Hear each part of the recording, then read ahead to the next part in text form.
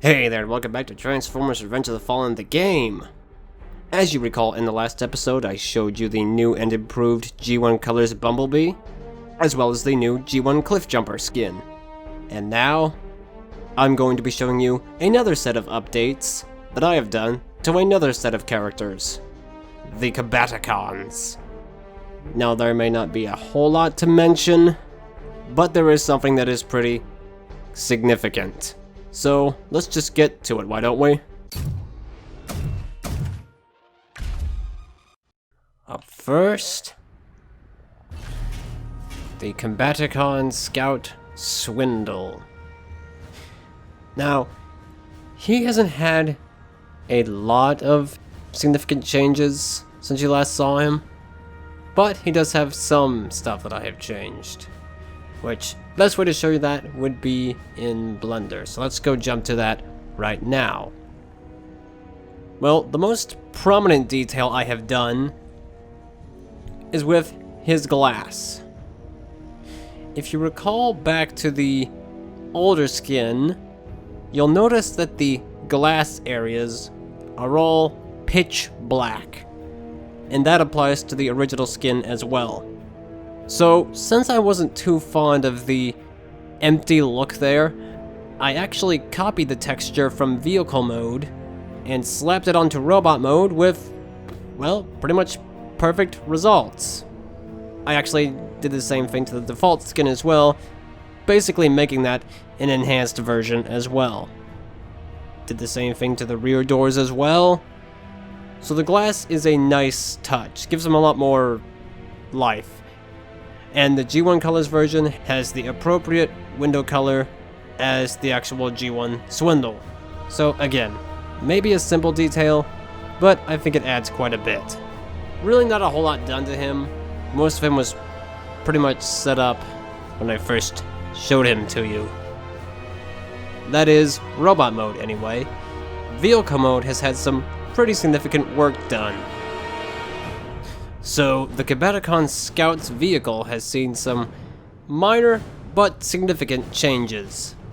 The first and foremost of which, his entire alt mode has now been given a scratch job.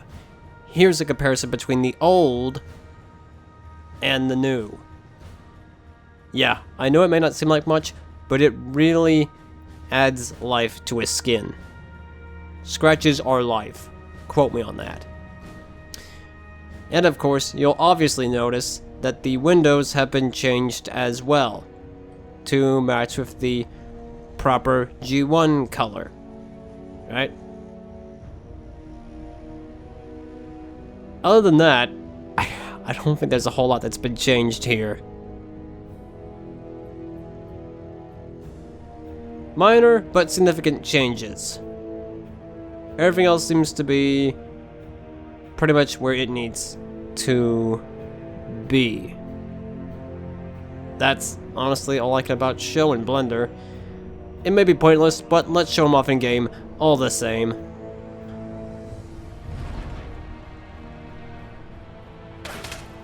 It's kind of probably gonna be a little hard to see, but you can see some of the scratching there. I know, maybe not the most significant, but still something I wanted to show because it really pays off in the end, to be honest. That amount of detail just really adds a lot to a skin.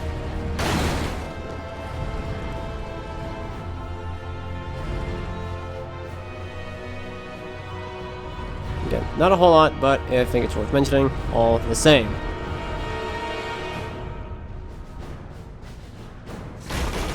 Alright. That's it for the Combaticon Scout. Let's get on to the next one. Up next, the Cabanacon Sniper. Now, I'll admit, this guy has not changed a whole lot since you last saw him. In fact, it's probably not even worth showing him, but you know, let's just do it all the same. Let's jump to Blender and check him out. So the Combaticon Sniper is probably the most insignificant with regards to changes. I don't think a lot has been done that I can recall, but I will try and mention what I do remember. It would seem that the only significant change he's had is that his chest windows have been slightly modified. I think they've been made to a brighter silver, which is a detail I believe the G1 counterpart had.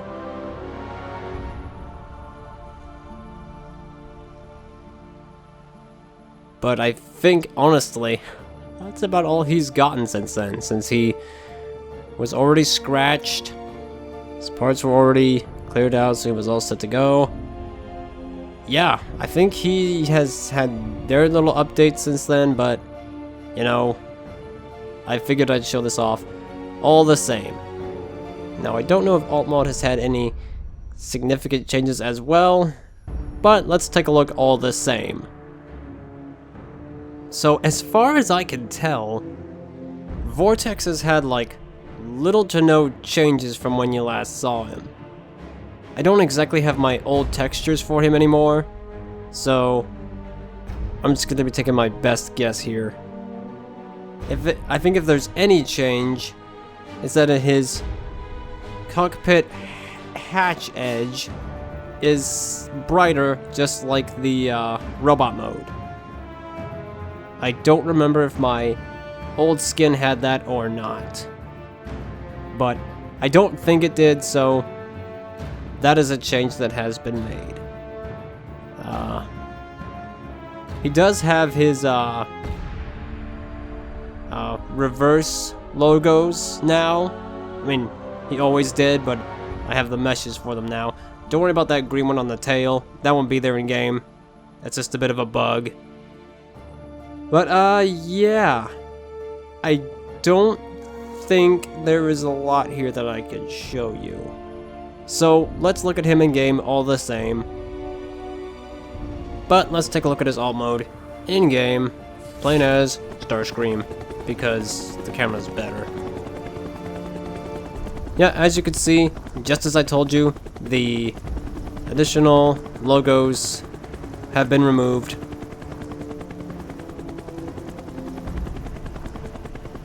Nothing to worry about. It's all clear. It's just a bit of a blunder bug. And the other side logo textures are a bit more smooth as well. God, the camera's choppy. Yeah, again, not a whole lot to show here, unfortunately. Or maybe that's a good thing. Well, in any case, there is one more Cabanacon to show, and he has probably been the most updated of the three. And that can only be one character.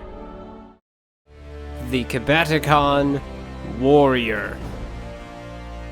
Now I know, right off the bat, he probably doesn't look that much different. But you are oh so wrong with that assessment. He has had more work done than any other Combaticon. And just what has been changed exactly? Well, let's go into Blender, and I'll show you. It may surprise you to know that the Combaticon Warrior is all new. He's been totally redone. And what's so different about him, you might ask? Well, in my digging, this is both kind of great and infuriating at the same time. In my digging through certain files, I discovered a texture for the Combaticon Warrior double the resolution of what he is in Revenge of the Fallen. So that means instead of 1024 by 1024, he is now 2048 by 2048. That's the same size as the new Bumblebee textures. And of course, I found this after pretty much already completing my Onslaught skin. And since I had to make a enhanced version first, which you see right here, it took a lot of work to get all that set up because Because bear in mind, I have to brighten him up to get him to be the same color. Because the texture I found was gray. I had to brighten him up to be green, or at least as close enough green to the original as I could get. And then manually input all the scratches. That was not fun, but I am glad I did it, because this guy looks great. Like, seriously. The new resolution textures look great.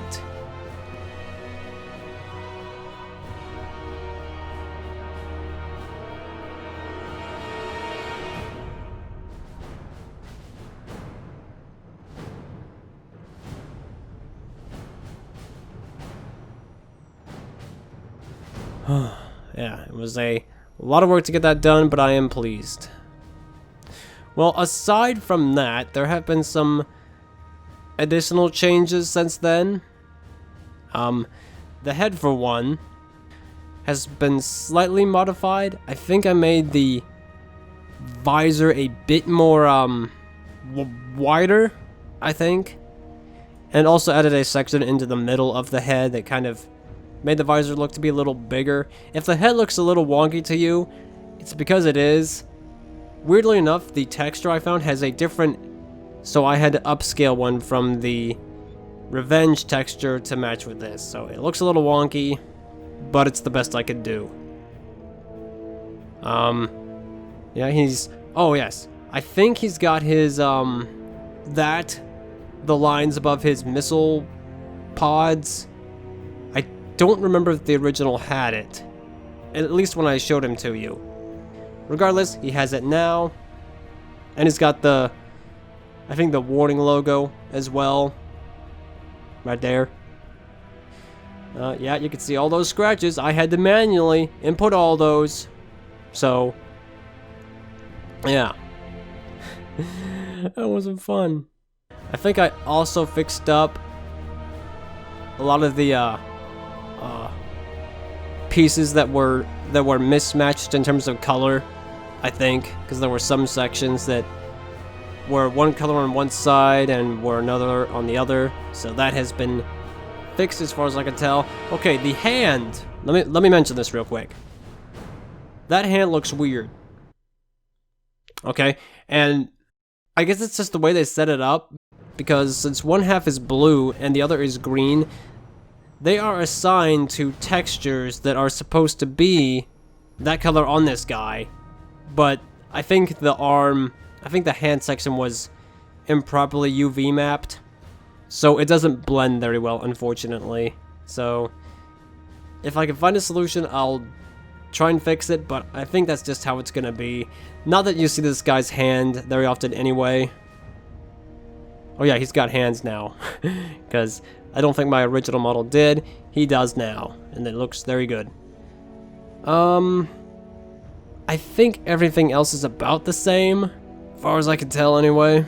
Yeah, like I said, it was a lot of work to get this guy prepped, but the end result was well worth it. So, might be some stuff I missed. If there are, I will try and come back and fix them. But I think this is about as updated as I can get. He's also got new normals and a new spec, which are the same resolution as his diffuse. So they're all 2048 by 2048. So that's nice. Yeah. Let's go take a look at his vehicle mode. So the Cabanaconde Warrior's vehicle mode has received some slight changes from when you last saw him.